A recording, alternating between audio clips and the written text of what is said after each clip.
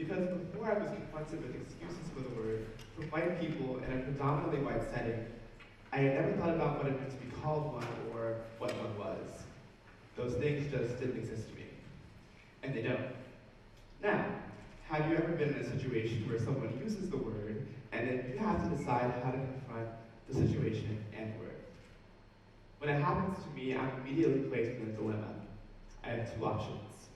The first being to vehemently raise concern over the word rolling out of the mouth of someone who appears to be more akin to the oppressor than the oppressed, and the second being to quietly follow the sounds of the word as if a history of violence hasn't just exploded. So as my mind races, I weigh the two options, and I realize that the first one would result in me perhaps displaying problematic qualities, but that the second would result in me downplaying the sanctity of my identity. So I choose to keep it simple stupid, and to then for non-black people not to say the word. But to most others surrounding me, this statement seems like the hardest multiple choice question of their lives. Are they to A, continue to be silent, B, offer a counter argument, or C, applaud them? Well, most choose A and continue to be silent. But then I begin to wonder if I've overreacted. Had someone just said Negroes and not niggers? Had someone said neither a bit too hard? But at that point, it doesn't matter, as I am then the angry black who is irresponsibly complaining over what is obviously to everyone else a word being used within its defined parameters.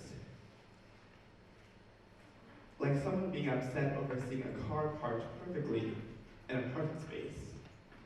But it seems to me as if those attempting to cushion the stab of the word, that they've made the world a utopia in which someone would ever say it with cool intentions, but instead only when it was deemed necessary to a cause, like history or literature or 2 Chainz, and therefore with good intentions.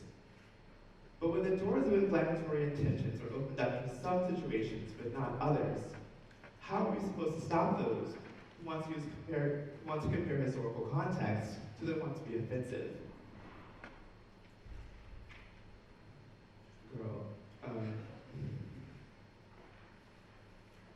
This is not because documents, literature, books, or even media that slather with the word should be snatched down from the shelves and curricula of schools, but instead that there should be no availability of the pew for people to choose how they want to justify their usage of such a word. And this isn't because black people, or myself personally, want to ban a word from people's mouths, but instead that there's often a distinct layer of giddiness and eagerness that comes along with non-black people's want to say the word. And within that giddiness and that eagerness, there's an astounding intellectual, emotional, and historical dishonesty, which places non-black people in a position where they want to say the word, but they don't fully understand it. And despite them not fully understanding it, it seems that they've taken no steps in their quest to educate themselves on the import and the impact of the word. Instead, the opposite appears and feels to be true, as if they've taken backflips in their quest to say it. How is it fair to validate the significance of this slur with its chain-like weight if the only person experiencing the word's impact is the person who just so happens to be one of America's stepchildren? The word deserves an unquantifiable amount of respect, yet there's an unwillingness to accept, observe, and respect the solemnity of the word, particularly, curiously, when it's thrown out to the presence of someone who's one of the descendants of America's enslaved. Now, the history of the word begins in 1619, with black people being transported to Virginia from Africa and being labeled as niggars. From there, the word's evolution into its current spelling and meaning are the result of various European phonetic differences and perhaps even Southern mispronunciation of the word Negro. Regardless of the word's transformation syntactically, the African American Registry maintains that by 1800, the word was solidified as a derogatory misnomer and being used on an international scale solely for racist purposes. The registry maintains this claim by providing examples of seemingly neutral words like work being given the prefix of nigger to denote something as highly detested, of low importance, or repulsive. For example, nigger lover, a derogatory term aimed at whites lacking in the necessary loathing of blacks. Nigger luck, exceptional but undeserved good luck. Nigger work, menial tasks. And nigger rich, deeply in debt but flamboyant. So, such slanderous meanings were only added to these words because they were connected to black people. But why? What is it about that blackness? The answer comes to whiteness being an artificial social construct used to mobilize us versus them mindset in the world, which places white people and Caucasians at the top, and black, brown, and everybody else people at the bottom. And In Between the World and Me by Ta-Nehisi Coates, this idea is elegantly extrapolated upon. Quote, but race is the child of racism and not the father. The process of naming these new people has never been a matter of genealogy or physiognomy. So much is one of hierarchy. Difference in hue and hair is old, but the belief in the preeminence of human hair, the notion that these factors can organize a society correctly, and that they signify deeper attributes which are indelible. This is the belief at the heart of these new people who have been raised hopelessly, tragically, and deceitfully to believe that they are white. When someone is called a nigger, it's representative of a person's worthiness or unworthiness, importance or not, based upon their whiteness or lack thereof. Therefore, to allow white people to dictate how and why, when and where this word can and cannot be used is as illogical as putting the fox in charge of the henhouse. Late Australian journalist Jonathan Berger is quoted with saying, "To love words, you must first know what they are." Yes, words are symbols of ideas, but many words have lives of their own. The N-word in its most basic essence truly is a word comprised of 6 simple letters, N, I, G, G, E, and R. But to black people, these letters have become so much bigger than their simplicity, supposedly, because of the history of descriptions of black people as inferior. And because this history still impacts black people today, the word has forced itself into an encapsulation of all black death, black suffering, and the current black struggle. In Richard Weinstein's book, The Color of Law, he explains the significance of the diction used to describe black people. Quote, because our majority culture has tended to view African Americans as inferior, the words that we've used to describe them, although seemingly dignified when first employed, eventually sound like terms of contempt. This shifting in our terminology should distract us from the underlying truth. We've created a caste system in this country. And within the caste system that Rothstein illuminates are the hauntings of the specter of slavery and centuries of the relationship between black people and white people having had a consistent chokehold on the progression of black lives, but never really having had any impact upon white lives. If the history then of white people and whiteness is accurately assessed, then a white person saying nigger or singing along to 2 Chainz is an example of white privilege and an extension of systemic oppression. How are we supposed to decipher when a word is being used in its obviously correct connotations if there's an increasing number of people who want to use it for obviously incorrect instigation? When the lines are blurred, the N-word becomes the bullet that no one sees coming.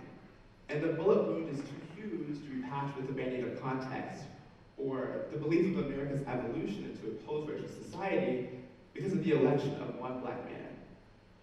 Progression and evolution really should have no syntactical proximity to the word if the American judicial system fully enforces all of its terms and conditions. The 1866 Civil Rights Act, which was written after Southern states failed to fully comply with the 13th Amendment, explains that there's perhaps room for the idea that the word's usage should have been legally abolished. The Act states that black people are entitled to full equal benefit of all laws and proceedings for the purpose of security in person, as is enjoyed by white citizens, and shall be subject to none other any law, ordinance, custom, or regulation to the contrary notwithstanding. So in simpler terms, any action that reduces black people to second-class citizens or perpetuates the characteristics of slavery is illegal. And it seems to me that the virulent history of the word should offer enough proof that saying it is therefore perpetuation of these characteristics.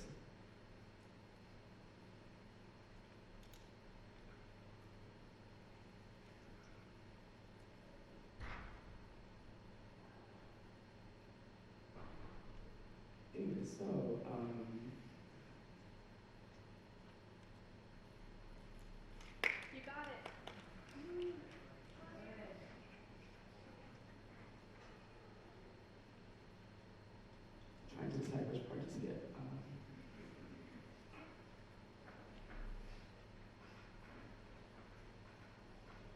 not when lines are blurred, with every second that the word goes misunderstood, manipulated, or spewed purposefully as a slur, the word retains every bit of its impact and its longevity increases tenfold.